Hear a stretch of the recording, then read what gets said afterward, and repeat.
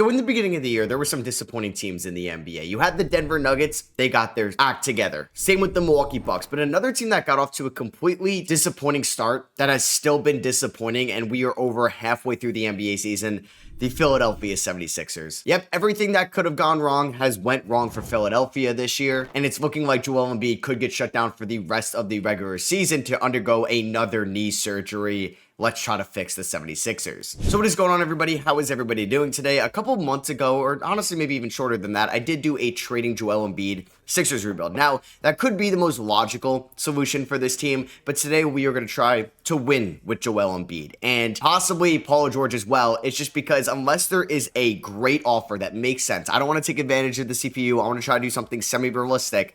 I'm not trading away Paul George, and he maybe has turned into one of the worst contracts in the NBA this season, since he's going to be owed $50+ million every single year for the next 3 years. He hasn't scored over 20 points in about a month in the moment I am recording this, and they are coming off a loss to the Brooklyn Nets, which is probably rock bottom for this team, given that they are on currently a 7-game losing streak, like I said, the moment I'm recording this, and just losing to the Nets at home. Nick Claxton hit a game winner. This team is trying to lose games over in Brooklyn. Everybody was healthy with the big three, and they still lost. So yeah, we are going to have injuries on today, because I feel like for the 76ers and Joel Embiid, the big question always has been his health. So I think like the Pelicans rebuild, the big question with Zion's health, it's going to be the same thing here. Injuries are going to be on. Embiid, right knee surgery. He's out for the year. We're also shutting down Paul George as well.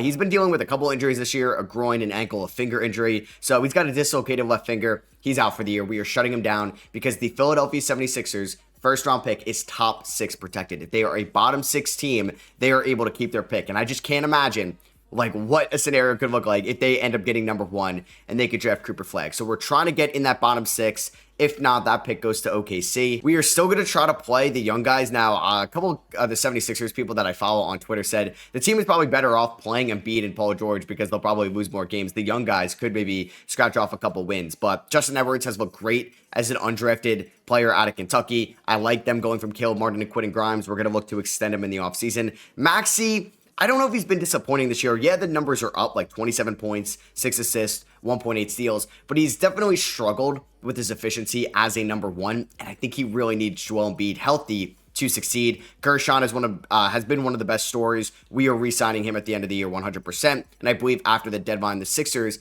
got under the luxury tax, so we're able to now give him the non-taxpayer mid-level exception. I'm not sure if Andre Drummond and Kelly Oubre are going to be back next year. I want to see what Ricky Council, Adem Bona, and Jared Butler can do. If there's another injury, Lonnie Walker's going to be in there. And then I haven't mentioned him, but Jared McCain was one of the best rookies, if not the best rookie in the NBA before he went down with a season-ending injury. We're going to have him back next year. There's questions about him and Maxey in the backcourt defensively, but hey, he could be a great 6-man if Grimes can replace him in the starting lineup. And I think a problem with this team as well, as they've had just too much roster turnover in the Joel Embiid era. It feels like every single year, outside of maybe a few, they've gone with a completely new roster, and it takes time for teams to gel with their new core. We're even seeing like the New York Knicks right now, who are a top seed in the Eastern Conference, struggle against the elite teams like Boston, Cleveland, and OKC. Those cores have been together and have built up chemistry and continuity over the last few seasons. Like the Knicks beat the Cavs in the playoffs pretty convincingly back in 2023. And if they met in the playoffs right now, I don't know if the Knicks can win more than 1 game in that series. So yeah, we're trying to build up some chemistry with this team. We're going to have Embiid and Maxey playing together with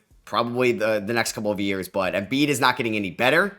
He's not getting any healthier. He's not getting any younger. We got to try to win, I think, as soon as next year. So that was a long intro. I kind of wanted to set the scene for my idea today. Yeah, Jared McCain is not playing for the rest of the year, even though if he's fully healed, that's great. He is shut down for the rest of the year. We are going to hope that we are a bottom 6 team, so I can end up with Cooper Flag, Dylan Harper, somebody like that. And we are able to re-sign Quentin Grimes right now. I'm going to do it so I don't have to worry about it in the offseason. 3 years, $36 million. Welcome back, Grimes. All right, so Nikola Jokic has won MVP this season. Alex Sarr is your Rookie of the Year. Also going back to MVP. I mean, Jokic is putting up crazy numbers. He finally lost to the LA Lakers, but Shea just had that monster performance against Minnesota. I feel like he's going to win the award. It's funny seeing AD win DPOY. Now that this is my first video since Wemby had the blood clot. I did pre-record almost every single video that you guys have seen previously just because I was away for the week, and I was away when that news broke, and that is some crazy news. Hopefully Wemby's going to be okay and he's going to be fully healthy at the start of next year for the rest of his career and his life. And yeah, with the 65 game rule, we're going to see a new depoy. So Jaren Jackson Jr. can get him, which is going to make him eligible for the Supermax. So I don't know how Memphis feels about that. And then Evan Mobley could get his first of his career as well. So the Philadelphia 76ers,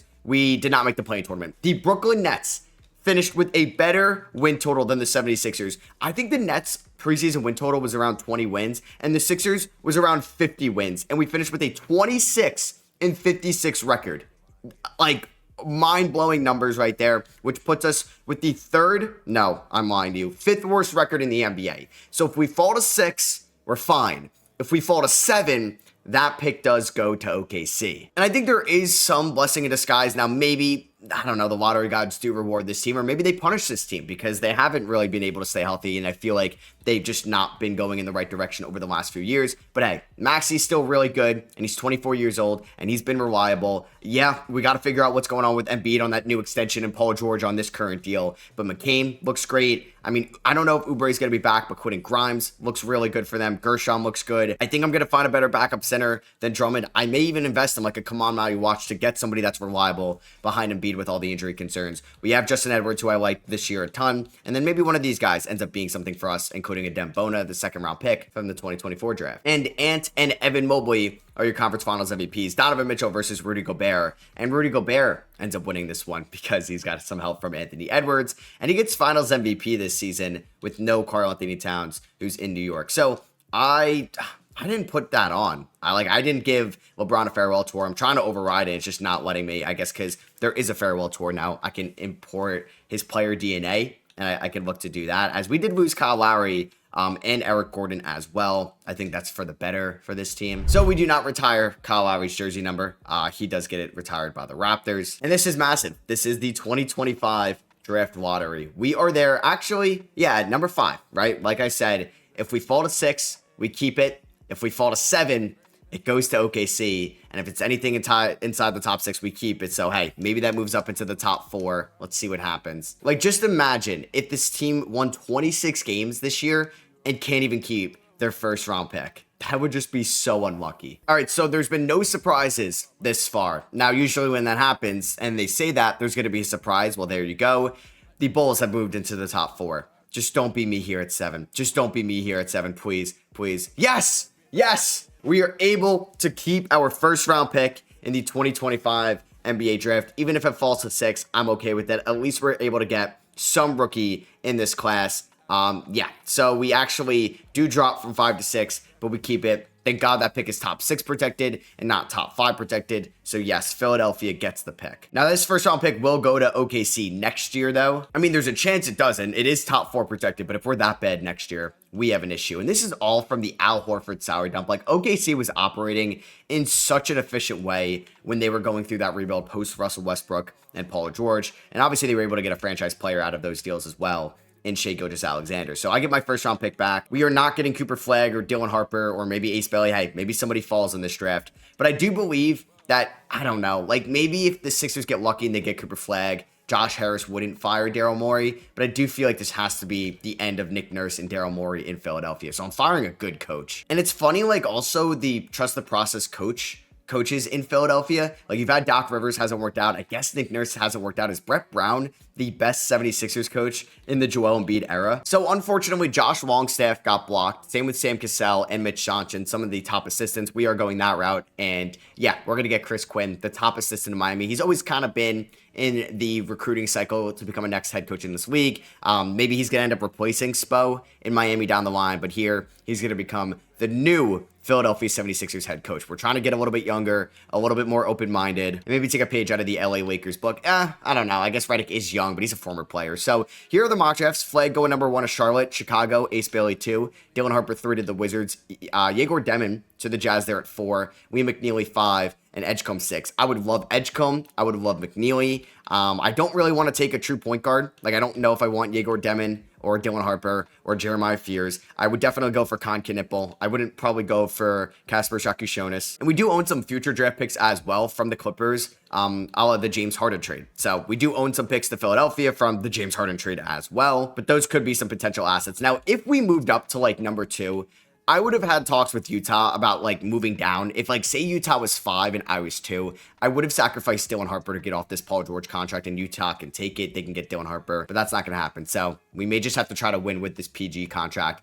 taking up 20% of this team's cap space. All right, so number 1 overall, the Charlotte Hornets, I don't think it's going to be a surprise. They take Cooper Flagg. Number 2 is Ace Bailey to the Chicago Bulls. 3, the Washington Wizards are going to select Dylan Harper. So really no surprises so far. Maybe Harper not going to Chicago, but they have a ton of guards. Jazz at 4, they take Yegor Demon. They take the BYU, the Utah kid, going to Utah. The Danny Ainge and Ryan Smith connection to BYU as well. And the Pelicans at 5 are going to take Trey Johnson. All right, a little bit of a shocker right there, but I think VJ Edgecombe is a clear pick for us right here. I think McNeely could have made some sense just as a complimentary shooter around Embiid and Paul George, and maybe that would. But I'm going to go Edgecombe. I think just the defense, the point of attack defense could be perfect next to Maxey in that backcourt, which can allow us to maybe put Quentin Grimes to the 3 or just bump him to the bench. Like Quentin Grimes and Jared McCain coming off the bench could be a fun second man unit. All right, I'm going to try to make a trade with the Brooklyn Nets. I'm going to give them pick 35, a future second, and Ricky Council, who, you know, does some promise to him, still 23 years old, to the Nets for pick 25. I just want a 4-year rookie contract. We're going to move up 10 spots, and we're going to make that trade with Brooklyn. They do take Liam McNeely at 9. I don't think he was falling to 25. And I'm going to take Carter Bryant, a 3-and-D wing out of Arizona. I would like for him to be more involved in that Wildcats offense. Unfortunately, he hasn't been this year, but he's got great size, good ball handling ability, and I think good decision making, where this could be a good pick for us late in the first round. And I know Daryl Morey, maybe he's not back in this scenario, and we are the 76ers GM, but he has done a good job drafting since he became the 76ers GM, like getting Tyrese Maxey late in the first round in 2020, kind of saved that franchise a little bit, and then drafting Jared McCain, drafting Justin Edwards. He's done a good job. So we are going to sign VJ Edgecombe. We are going to sign Carter Bryant there. We get 2 guys from the Big 12. Kelly Oubre for $8.3 million. I'm going to pick that up, but we are going to look to orchestrate a trade with Kelly Oubre. Andre Drummond, kind of a shocker. He does opt in. We're going to pick up the option on Butler, Edwards, and definitely Lonnie Walker. I believe he signed a 2-year deal. So qualifying offers, we are going to make sure Gershon comes back. All right, I'm going to try to trade Kelly Oubre and Jared Butler to the Memphis Grizzlies for Brandon Clark. I'm trying to get an upgrade as my backup center. They save a little bit of money not having to pay Clark $12 million at the end of next year's season. They got maybe the Triple J Supermax looming, and they got a good switchable wing in Kelly Oubre. They're going to agree to that. And then, yeah, the only other thing I'm going to do this offseason is bring back Gershon, and 2K is not going to allow me to re-sign him. I love that. I should be able to afford him. I don't know. That's really annoying. But he's restricted. Okay, never mind. We should be fine. And I'm glad he got paid instead of him coming back on like a $2 million qualifying offer. So he got paid by the Orlando Magic. 3 years, $26 million. That's an easy match. We're also going to sign Malcolm Brogdon to a 2-year deal if he accepts it. Yeah, the man who beat out Joel Embiid for the Rookie of the Year race back in that 2017 season. He's going to be like just a veteran on this team, but in case like there's an injury to Maxey or McCain, he's going to be the next man up. And here at play progression, Embiid falls to a 92. Paul George falls to an 80. You love to see that. Gershon down to a 79. Brogdon down to a 76. Yeah, this team has some regression, but it's got a good mix of young talent in it. All right, so let's go here to the 2026 season. We don't want KD retiring at the end of the year. It's going to be Maxey, and I think Grimes to start off in that backcourt right now. Paul George at the 3, Gershon at the 4, and Embiid at the 5. So yeah, Brandon Clark is just going to get the backup center minutes. We do want Jared McCain playing a ton off the bench. He can get 28 minutes. Let's go like 25 to Quentin Grimes. We're going to go 30 to Paul George. He's just not the player he used to be. I'm going to go about 24 to Gershon. 36 to Maxey is good. And then we're not going to play Andre Drummond. We're not going to play Malcolm Brogdon. I'm going to go about 18 minutes to Edgecombe, 18 to Justin Edwards. And then I think I'm going to get, Carter Bryant, just some playing time. Hopefully he could be a nice second or late first round pick for us. This is what the team is going to look like this season. I do think it's pretty good. And we start off the season on the road against the Orlando Magic, and we lose 139-133. All right, not the greatest start in the world. Maxey at 33, McCain at 23, Embiid, all right, not off. I mean, he's coming off major knee surgery, so we're going to take it day by day. We do lose to the Hawks, but we do beat the Indiana Pacers, so we start off 1-2 this year. And then Jared McCain gets a pinched nerve in the back. That is great. We do beat the Jazz, but then lose to the Dallas Mavericks. Can we beat the Cleveland Cavaliers at home? Oh my God. 151-117. Maxey with the 50 piece in this one. Paul George, off to a great start. I can't believe I got to pay $50 million. It is the worst contract in the league. Like, the only way I get off it is if I traded probably Paul George, both Clippers picks to the Suns for Bradley Beal, but I need Bradley Beal to waive his no-trade clause, which I doubt the Suns would even want this Paul George contract in their situation. And you know what? We are 5-3 to start off the year. I will definitely take that. A nice game from Carter Bryant right here against the Dallas Mavericks, and Justin Edwards still got it. And we're here at the trade deadline with a 34-17 record. We are the 2 seed. Are the 76ers back? They might be. An 8.9 point differential. Only the Boston Celtics are better record-wise than us right now. Only the Spurs are better point differential-wise here in the NBA. Tyrese Maxey is averaging 26.5 points, and he is very happy to have Joel Embiid back by his side. 56, 46, 87 splits. And we've been healthy this year. Maybe I have to up the injury frequency a little bit, but either way, I'm fine with Embiid putting up these numbers as long as he's healthy, because Maxey can really flourish with Embiid next to him. Jared McCain is probably our third best scorer. Once again, like him being 6'3", Maxey being 6'2", I worry about that duo defensively in the backcourt. But hey, we're seeing like Darius Garland and Donovan Mitchell be fine in Cleveland, but it's just like Paul George, not the defender he used to be. And honestly, there's a point next year where he's not even in this rotation, honestly. Gershon has been much better than the second half of last year, which what these numbers were, and he is shooting 42% from 3. Quentin Grimes is fine, I think, in this role. VJ Edgecombe is showing some flashes as a rookie on both ends. I'm fine with what Justin Edwards is doing. Brandon Clark is a backup 5, and like, I like this team. I don't think I'm making any changes at the deadline. I'm just going to increase the injury frequency a little bit, so we may have some more injuries in the second half of this year. We could look to re-sign Brandon Clark. We don't really have to worry about that till next year, so I'm not going to do so. Like, if Paul George were to go down with an injury, we have plenty of wing depth. I mean, if Embiid goes down, then it's like Brandon Clark and Andre Drummond. I know it's not exciting, but it's at least something. And yep, there it is. Joel Embiid, left finger hairline fracture, 1 in 2 weeks. But coming off that blood clot, Victor Wembanyama wins MVP, 27 points, 13 rebounds, 3 assists, 2 steals, 3 blocks. Good thing he's in the Western Conference. Cooper Flag wins Rookie of the Year. Imagine though, like, I don't know, it's the Atlanta pick or the Spurs pick, and they end up getting Cooper Flag in the draft. That would be crazy. Igor Demon coming off the bench, 6th man of the year for the Jazz. Shout out to Scoot, winning Most Improved Player this year, and Pop gets Coach of the Year. Hopefully he is coaching next year. Not sure if he's going to. Is Luka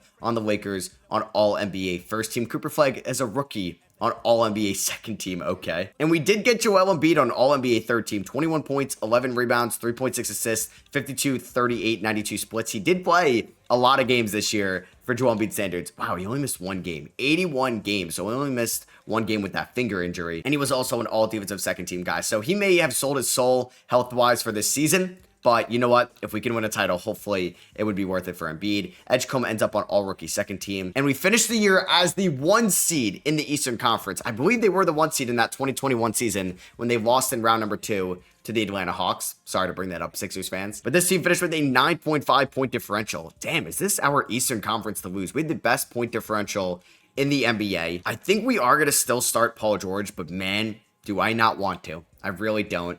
He's not going to play a ton of minutes. The only injury we have right now is Quentin Grimes having a hyperextended knee. He is day-to-day. I like what Carter Bryant did as a rookie, but I don't think he's probably, like, he's not going to crack the playoff rotation. I definitely want to play Justin Edwards. Now, if I moved Paul George to a small forward, he goes up to an 83. I'll take it. And yeah, for the playoffs, we are going to eliminate the Carter Bryant minutes, which is fine. Edgecombe and Edwards, I think, can get 20 minutes a night because I don't trust what Paul George is doing right now. Honestly, let's see how much 2K can roll with, I don't know, maybe Paul George gets 28 minutes. Maybe Grimes gets like 23. We go 37 to, oh, that's scary. 37 to Embiid. 30. Now we're going to go 40 to Maxey. And I'm going to go 35 to Jared McCain. Let's see what he can do. We're taking on Charlotte, who has LaMelo Ball. I think he was an All-NBA guy, or no, he ended up winning Clutch Player of the Year. Still Mark Williams, Miles Bridges, Brandon Miller, and Cooper Flag. We do win game 1 by 4 points. Now, this would be a very disappointing round 1 loss, but I would not be surprised because they have Cooper Flag. But we do win the first 2 games. Our offense is on another level right now. 168, 120. Maxey and Embiid combined for 78. All right, Embiid. I see you right now. I see you. Game number 3. Quentin Grimes fully healthy. We win this game. Oh my God. I don't know if this would be 1 or 2 overtimes or maybe 3, maybe 4. 173, 168. Brandon Miller had 30 points. Cooper Flag had 29. Maxey had 39 in 51 minutes. Oh my God, Embiid playing 54 minutes. His knees would be probably not doing too hot after this game. Paul George, it takes him 44 minutes to get 21 points, but hey, we got there. Gershon and Grimes really didn't shoot the ball that well. There's a chance I don't know. Grimes actually has been really good in the playoffs. I thought about maybe playing Justin Edwards a little bit more. Game 4, we are going to sweep the Charlotte Hornets. We win 131, 123. Maxey was phenomenal. 34 points on elite efficiency in that series. Embiid had some really good games. And hey, Paul George Could have been a lot worse. He averaged 7.5 assists. I will take that. And we're taking on Toronto in round 2. I'm sure Sixers fans and Embiid, who's the only Sixer still here, would like to avenge that 2019 round 2 loss where Kawhi Leonard hit that famous shot. They do have Josh Giddey running the point. I did want to see who the, I don't know why, but who the Utah Jazz point guard was. That Yegor Demon was coming off the bench. They're just running Keontae out there. So here we go. Round number 2 against the Raptors. We win game 1 in overtime. So we are 2-0 in overtime games so far.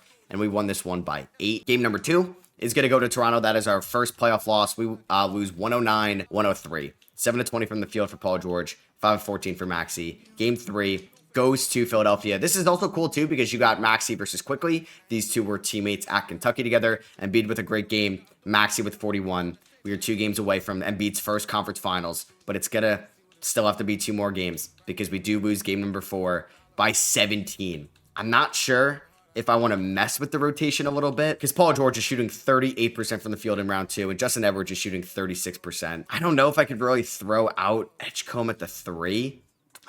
I think we got to roll with what we got. Game 5 goes to Philadelphia. That is a massive 2-point win, and we almost choked it in the 4th quarter. Hey, Jared McCain has been very efficient for us. All right, let's win this in 6. Let's not go to Game 7. Bang, there we go. The Philadelphia 76ers advance to the conference finals in the 2026 NBA season to take on the New York Knicks. You got 1 versus 3 in each conference. And here we go. Taking on the Knicks. Obviously, I'd want my Knicks to win as a Knicks fan. But for now, for today, and today only, I want the 76ers to win. Let's see what happens here. Embiid makes it to his first conference finals. Brunson, I guess, his second conference finals, but this first with the New York Knicks. Game 1 goes to Philly. 124-120. Maxey and McCain combined for 57. Bang. Game number 2 goes to New York. 119-115. All right, we lose this one. A close one by 4. We do lose game 3 as well. 126-109. And Embiid with 33. Maxey with 22 and 8. Here we go. Don't lose game 4. Okay, there we go. We stay alive. If we went down 3-1, that probably would have been it. 36-11 for Embiid. 31 for Maxey. I don't know if I'm going to get another Embiid playoff run like this, man. I really think we got to make it to the finals this year. And Paul George is going to be such a negative asset after this season. Anyway, we have a close game here in the 4th quarter, down by 10. And we have taken the lead. 103-101. 108-103. We're up by 9. Don't choke this. Up by 4. No. Oh my God. Are we going to choke this? Here we go. Oh my God. I'm nervous. Just no 3s. Please no 3s. Please no 3s. Okay. There we go. We go up by 4. We go up by 5. And we... Oh my God. How did we go to overtime? Oh my God. Jalen Brunson hit a jumper to tie it. Edgecombe turned it over. Oh my God. After Towns made a 3. You gotta be kidding me. All right, here we go. Overtime. I don't feel good about this. They probably have all the momentum. We are up by 5 with 2 minutes to go. We're up by 5 with 90 seconds left. Do not blow this lead. We're up by 8. Up by 7. All right, we are going to win this game. Thank God we do win it at home in overtime. Maxey with 38. McCain with 26. Embiid, 21 and 11. He did foul out, and Brandon Clark wasn't too bad for us. And here we go. We are 1 game away. We got to win in the Garden, just the Amtrak up north, to go to the NBA Finals, and we get off to an incredible start. Oh my God, we are up by 36, and Joel Embiid is going to be making it to the first Finals of his career. We end up winning by 29. Embiid drops 31 and 13. Maxey, George, and McCain all score around 22, 23 points. Even though Quentin Grimes struggled against his former team, we are in the NBA Finals to take on the Minnesota Timberwolves, who won it all last year. Ant and Embiid are your conference finals MVPs. Man, this would be a very good story, feel-good story for Joel Embiid in Philadelphia. And here we go. You got the 76ers versus the Minnesota Timberwolves here in the NBA Finals. Chris Quinn in his first year, maybe getting a little bit of that Nick Nurse luck, or just that Nick Nurse vibe when Nick Nurse brought the Raptors to a finals championship in his first year, and we take game 1 by 1. That is incredible. Game number 2 goes to Philadelphia. Oh my God, we win 119-115. This is incredible. This is incredible. I thought there could be a chance that we didn't even make the playoffs this year, and we're up 3-0 in the finals. Wow. 44-11-7 for Maxey, and we are 1 game away from winning the finals. We swept round 1. Can we sweep the final round? I'm okay. Not sweeping. I don't want to jinx it. They can win a couple games. Just don't blow a 3-0 lead. And we had a good first quarter, a great defensive first quarter, and then we get blown out in the next 3 pretty much. So we are going to a game 5 at the minimum. That was a pretty gross game for us, but hey, it would feel a little bit better if we can win on the home floor here in Philadelphia. And we have a very good first half. Just do not choke this in the... Okay, we're up by 20 with 9 minutes left. and we are up by 18 with 3.5 to go. This would be something I would blow, but I think we're going to be just fine. As they got, is that Tim Hardaway Jr.? He was never a Sixer, right? No, he was never a Sixer. Embiid guarding Gobert. Dillingham pulls up. Kentucky on Kentucky. He's going to miss that. Let's kick it over to Jared McCain, who is guarded by the Ant-Man, but Tyrese Maxey coming over some screens. He gets around Rob Dillingham, and he misses the wide open three. Gary Payton is going to get a 3 off, and that is good. All right. It's a 15-point lead. And man, if you do not win it all this year, like this Paul George contract, just being how expensive it is, it's just going to be so hard to win as he's going to throw that down. He looks so slow out there. Hey, we are up by 17. Paul George has 13 points. It's actually kind of wild that like Sixers fans and the Sixers front office was probably so happy to finally get off the Tobias Harris contract and that money, and they signed Paul George, and he's worse than what Tobias Harris was for them when at least Tobias Harris re-signed with them back in the summer of 2019. Either way, like, I don't know if Tobias was ever this bad for this team. Maxey catches that pass from McCain. He's going to miss that. Embiid with the rebound. Can we get this over Gobert? He cannot. I feel like Embiid just got hurt as well, as Gary Payton is going to miss that 3. Did Embiid? Oh my God, yeah, Embiid got hurt. We got to call a timeout. Embiid, you know, I'm glad you saved the injury for this time here in the NBA Finals. So yeah, Embiid is now out of the game. I guess he's out for this game completely. That's just great. Maxey going inside. He's going to pull up in front of Rob Dillingham's face, but he misses that. Come on, can I get one of those shots for Maxey to fall? Hey, Gershon's got 17 points. It's funny that Gershon is better than Paul George for us at this point. McCain trying to guard Ant, or no, that's not Ant. No, that is Ant. I don't know. This is not going to end well. Yep, he's going to put me on a post there. I was just waiting for that. Let's see if he can stay in front of McCain, though. I don't know why he didn't run to the left side. Gershon sets a pretty good screen. Can we get him in the air? We cannot, but Gershon, guarded by Gary Payton in the post. I like this. Paul George, please hit this. PG, please. Paul George. Okay, thank you. He hits that. I get playoff P right there. Puts us back up by 18. Rob Dillingham trying to cook on Maxey. I helped way too much. But you know what, Gary Payton? I'm going to let him... Maybe I shouldn't let him shoot. Paul George signature move here. Let's see what he could do. Oh, he broke his ankles. Oh my God, he broke. Was that Tim Hardaway Jr.? That Gary Payton? Oh my God. All right, at least Embiid looks good. That was filthy. Paul George breaking ankles in the final minute of the NBA Finals. That was Tim Hardaway Jr. Oh, poor THJ, man. As Ant is going to pull up in McCain's face. He's going to knock that down. It's not going to matter, though, as the Philadelphia 76ers are going to win the 2026 NBA Finals. It's kind of crazy, man. Thank God. I don't know if we like still win it with VJ Edgecombe. I think we would with or without him. But either way, I'm glad that this team does have a nice future, even with the Paul George contract about to be so gross. And Finals MVP is going to go to Tyrese Maxey. I was kind of hoping it was going to be Joel Embiid, but hey, Maxey averaged 35 and 5 on 50, 40, 90 splits. And I wonder what this Embiid injury did look like. He strained his left hip. Like I said, I'm fine with him getting injured in that last game when we had that lead. As yeah, we just won it all with this team. I do want to do another year to see if we can go back to back, because even with Paul George, maybe he's going to be somebody that might not even be on the playoff rotation next year. I like what we got. I love Maxey, Edgecombe, McCain, and Grimes in the backcourt together. And shout out Lonnie Walker just being on this team. He is from, I guess, like the suburban PA area. And then I really like Justin Edwards and Carter Bryant and what they could be in replacement to Paul George eventually on this team. I think Gershon still has another good year. And Brandon Clark looked like a really good backup for Joel Embiid. As there goes Brook Lopez, Russell Westbrook, KD, DeMar DeRozan, Drew Holiday, Paul. Oh! Wow. Oh my God. Did like Sixers fans bully him into retiring? He got his ring, but Paul George would be leaving $100 million on the table. Wow. I don't think he would do that, but this is a blessing for the Sixers. Maybe he's just happy he got the ring and he could finally retire. I mean, he is set for life, but damn, leaving $100 million on the table, that is crazy.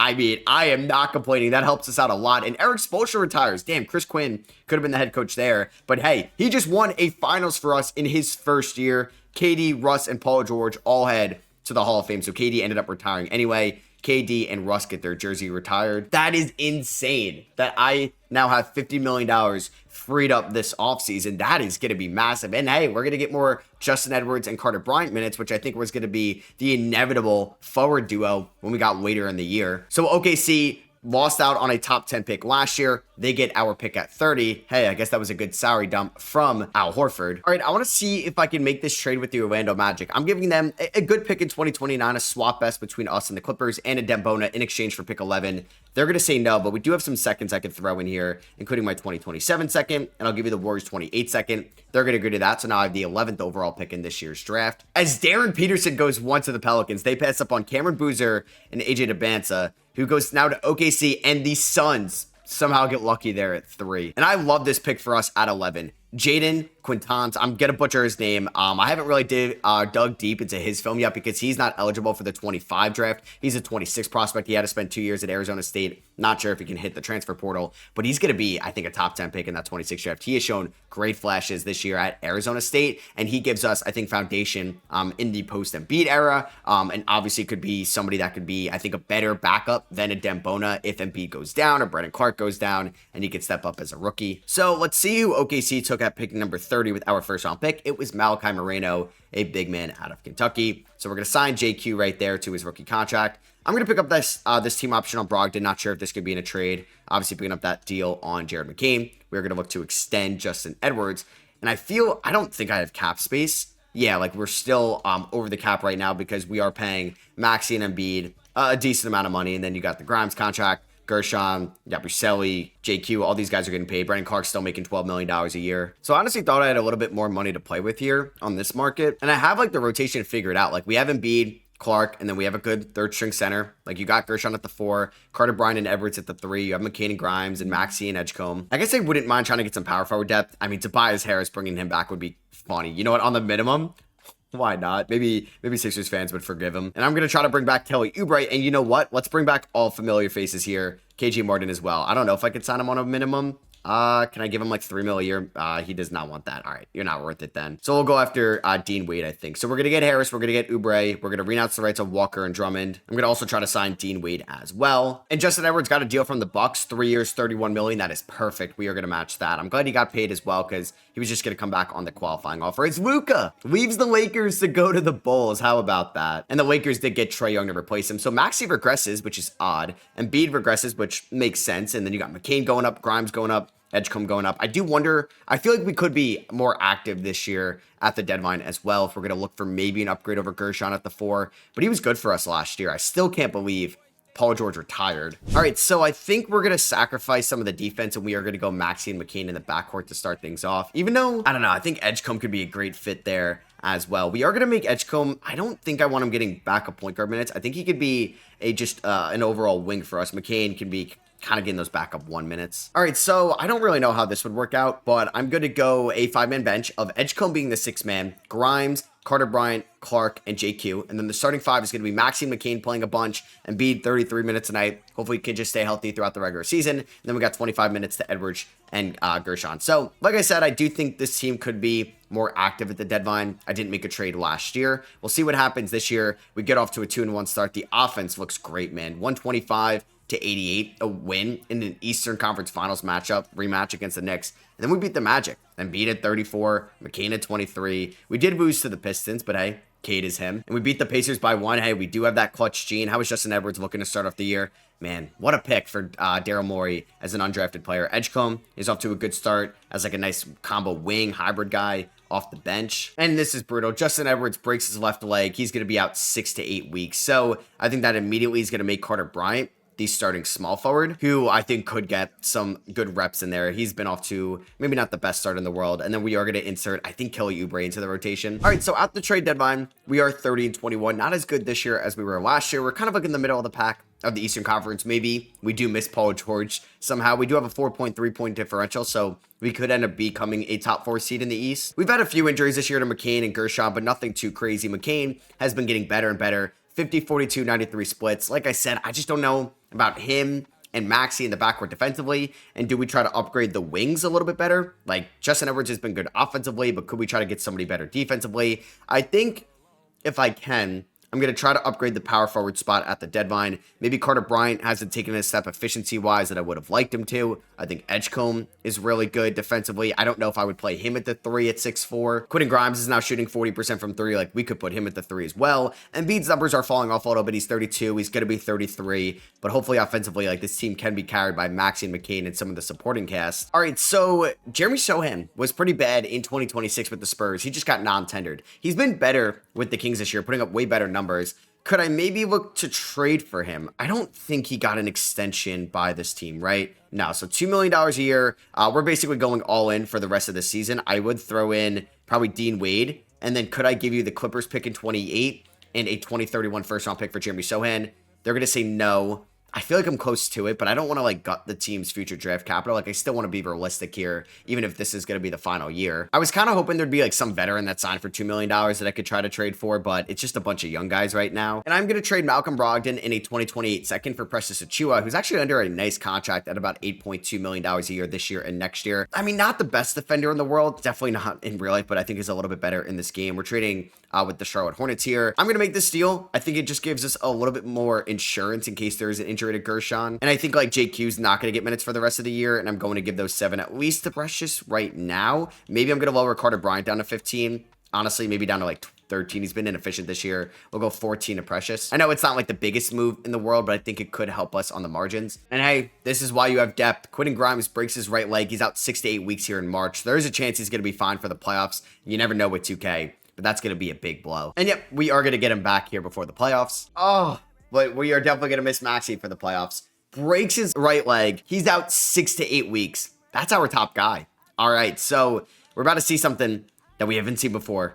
No Tyrese Maxey. That means VJ Edgecombe and Jared McCain are going to be the backcourt for the playoffs, at least the start of it. That's probably going to result in more minutes for Quentin Grimes, probably like 27 a night. Let's go 30 to Edgecombe. I mean, Edwards, he could score the basketball. Let's go 28 to him a night. Like, we are going to go more to Embiid for the playoffs. I mean, Carter Bryant has been really inefficient. I don't even think he's going to play for us in the playoffs. So, like, right now it's Clark, Achiuwa. I don't know who gets that last spot. Like, Kelly Oubre shot the ball well in a smaller sample size this year. Tobias Harris, not as much. Like, I think we're going to go around 20 minutes a night to Kelly Oubre. This is going to be, like, the bench unit for the playoffs. And then I think, like, how is Gershon shooting the ball this year? Like, he's been fine. I think we're going to go, like, 30 to Gershon. We're going to go, like, 33 to Edgecombe.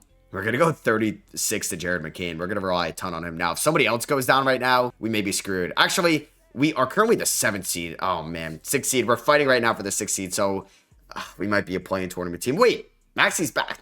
See, I never get it with 2K. So we did finish the year as the 7th seed. So we just won the NBA Finals. Maybe Paul George was the main piece for us because without him, we ended up as a play-in team. As Luka, yeah, was incredible for the Bulls. They got Coach of the Year, all those major awards. No Tyrese Maxey on an All-NBA team. I think I'm a little bit disrespected by that. And yeah, we are going to be a play-in tournament team. We just have to win 1 game out of 2 matchups, but we are going to be at full strength, which is nice. Like, thank God we do get Tyrese Maxey back. And yeah, we're probably not going to go to Kelly Oubre for the playoffs.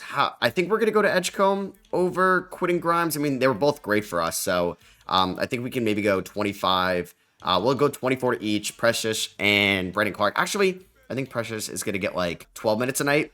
We can go 10 to Clark. I got 7 more to play with. We're going to go 40 to McCain and Maxey. Let's go 37 to Embiid. 3 more minutes here. We can go 25, 25, and we'll go 26 to Justin Edwards. So we got to beat the Brooklyn Nets here in the first leg. Boogie Fland, Cam Thomas, they've developed Tariq Whitehead.